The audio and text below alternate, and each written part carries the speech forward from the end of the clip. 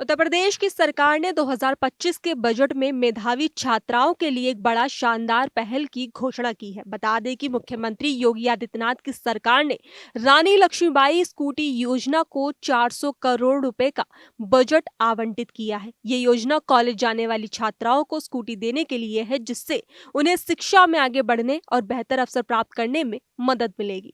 दरअसल रानी लक्ष्मीबाई स्कूटी योजना 2022 में शुरू की गई थी और अब इसे एक नई दिशा देने के लिए बजट में बड़ा प्रावधान किया गया है। वित्त मंत्री सुरेश खन्ना ने 20 फरवरी को बजट पेश करते हुए इस योजना को आगे बढ़ाने का ऐलान किया है। तो वहीं अब इन सब के बीच छात्राओं को ये जानने की उत्सुकता है कि इस योजना का लाभ कैसे उठाया जा सकता है और स्कूटी प्राप्त करने के लिए आखिर प्रक्रिया क्या होगी। तो चलिए आपको इस वीडियो में बताते हैं। तो सबसे पहले जानते हैं कि किन छात्राओं को मिलेगा इस योजना का लाभ। इस योजना का उद्देश्य उन मेधावी छात्राओं को प्रोत्साहित करना है जो उच्च शिक्षा प्राप्त करने के लिए कॉलेज जाती है, खासकर वे छात्राएं जिनके परिवार की आर्थिक स्थिति कमजोर है। राज्य सरकार का लक्ष्य इन छात्राओं को शिक्षा के प्रति प्रेरित करना है और उन्हें अपने सपनों को पूरा करने का अवसर प्रदान करना है। तो योजना के लिए एलिजिबिलिटी क्राइटेरिया यानी कि पात्रता मानदंड। इस योजना का लाभ पाने के लिए छात्राओं को निम्नलिखित योग्यताओं को पूरा करना होगा। पहला, रेजिडेंट प्रूफ यानी कि निवासी प्रमाण। आवेदन करने के लिए छात्रा उत्तर प्रदेश का ही निवासी होना चाहिए।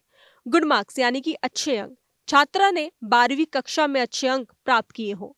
गुड परफॉर्मेंस यानी कि अच्छा प्रदर्शन। ग्रेजुएशन और पोस्ट ग्रेजुएशन में अच्छे प्रदर्शन के आधार पर चयन होगा।